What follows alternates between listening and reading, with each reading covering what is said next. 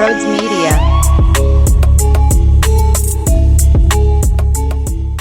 You know, I thought the Sixers just couldn't hang. Their role players weren't able to help. You lose Joel Embiid for a little bit of time because of the abdominal situation where he goes to the bench, back to the locker room, and you think, oh, no, please don't be anything too serious. He comes back, and when you're already down and you're down a massive amount, there's only so much you can do. I thought maybe it would be another Joel night because I tweeted during that first half, the first quarter, I should say. He comes out, he scores 11 points, and I think to myself, he's back, baby. Joel Embiid's back. He's grooving. And then the offense elected to go in a different direction, not utilize Joel Embiid the same way. And then, of course, he ends up getting banged up. So that definitely did not help. And you could hear him after the game talk about how, you know, when it comes to breathing, when it comes to running up and down the floor, if you're holding that rib area, yeah, there's going to be an impact on your style of play and on your ability to be as much of a force as you need to be when that is the case and when that's the circumstances that was out there. Now, I know this isn't his fault.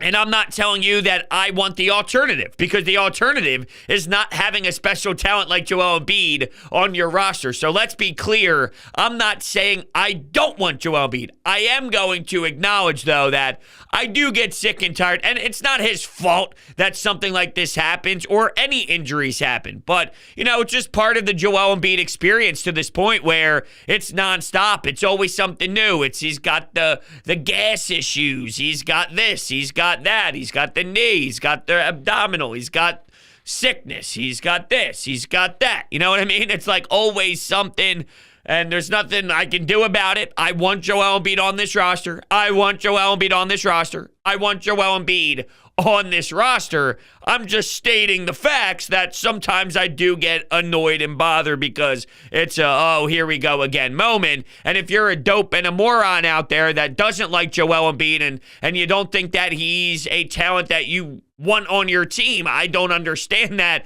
because of the injury. It's like, well, get him out of here then. He's never available for you. Okay. All right. Yeah, the Sixers aren't getting rid of Joel Embiid, so you could just take that trash take and shove it right up your ass. How about that? More on this team and more on this game. You allow these 16 offensive rebounds. It can't happen. I'm watching Rudy Gobert grab 20 plus. I'm watching Hassan Whiteside get some boards as well, double digits. Combined, they had 31. And I watched Andre Drummond. I just gave him some praise over the last handful of games because he stepped into a nice role when he didn't have to start. They got exposed. The two big men today did not hold their end of the bargain against Rudy Gobert and against Hassan Whiteside. Now, I will say this. There tends to be an overreaction to this one game. This one game doesn't throw away the last 3 games. They won 3 games in a row. Well, the Hornets are awful and they don't have their players, so you should win. And it shouldn't have even went to overtime. It shouldn't have even been as close as what it was. So they're not really, truly that good, the Sixers, that is. They just, due to circumstances, were able to beat up on a team that wasn't available fully with LaMelo Ball, Terry Rozier, and some of their other players.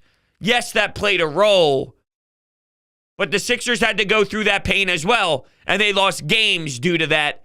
And it's going to work out in their favor the other way around. But that doesn't knock what they were able to do where Joel Embiid was closing out, being a stud, knocking down shots like he started out this game doing.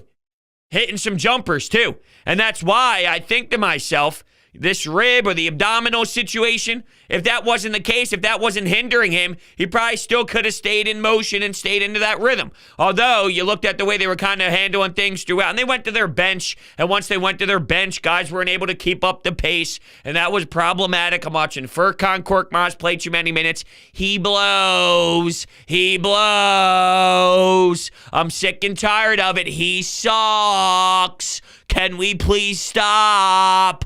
Please. He's bad. Bad. Bad. Bad. I haven't heard a peep. Not a damn peep from those Furkan Korkmaz lovers. It's unbelievable. You're too hard on him, bro. You're too hard on him, bro. Oh, what's that? Yeah, he stinks.